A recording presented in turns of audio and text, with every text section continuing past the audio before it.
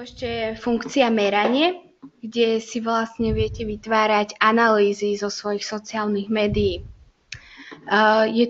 Sú tu rýchle reporty, kde máte taký rýchly prehľad toho, ako to funguje.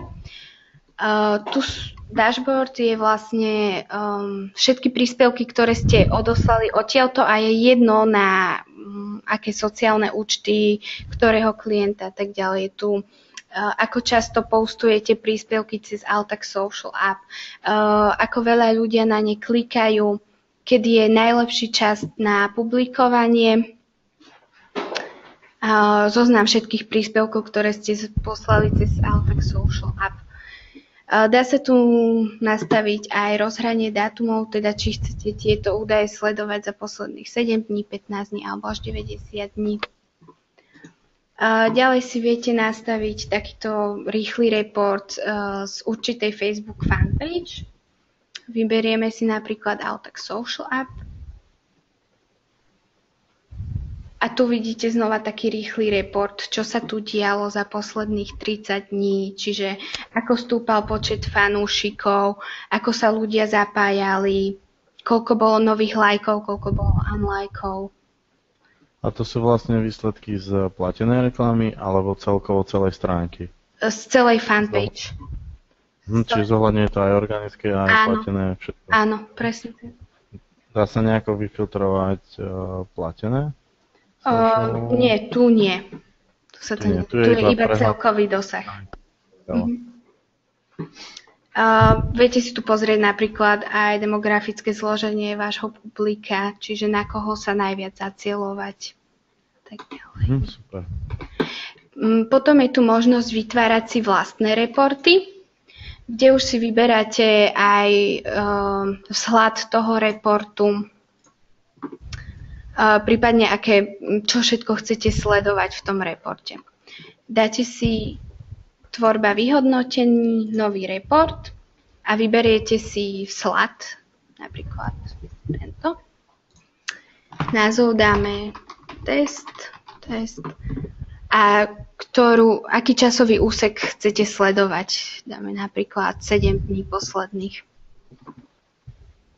Vytvorí sa vám report a tu už vám nabehne možnosť pridávať si moduly. Tých modulov je viac ako 200, ktoré je možné si pridať. Ja vám ukážem také najzákladnejšie a tie sa nachádzajú v Channels. A tu si vyberiete účet na sociálnych médiách, z ktorého chcete vytvoriť report, čiže napríklad Altax Social fanpage, nastavenia a tu si vyberáte už konkrétne moduly, čiže viete si tam pridať najlepší deň na postovanie, najlepší čas na postovanie, potom také zaujímavé tu sú ešte nové lajky a unlajky, počet fanúšikov. Ja som tam nikde si nevšimla reach, dosah. Je tam aj ten dosah príspevkov? Koľko ľudí to zasiahlo? Áno, pozrieť. To je asi počet zobrazení. Page views. To bude, ak si pridáte Facebook posts, čiže zoznam všetkých príspevkov. A toho. Áno, presne tak. Už vidím.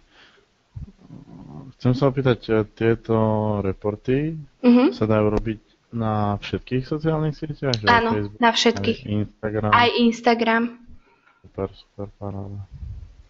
No a tento report, ktorý si vytvoríte, ja vám ukážem taký už hotový, si viete následne buď vytlačiť, alebo zaslať e-mailom svojmu klientovi. Viete si tu dokonca nastaviť, že daný report sa bude updateovať a odosielať pravidelne, napríklad každý mesiac, každý pondelok alebo každý deň. Čiže on si vlastne vyťahne údaje za dané obdobie? Áno. A on, keď mu poviem, že každý týždeň posielať, tak on vždy zoberie ten aktuálny týždeň. Áno, presne tak. Super, paráda. No a viete si pozrieť aj, ako bude ten report výsledný vyzerať. Vyzerá to takto. Keď si tam zadáte rôzne moduly, logo, kontaktné údaje. To je vynikajúca vec. A tieto reporty si potom viete aj exportovať do CSV failu alebo do HTML. Je tam možnosť aj PDF?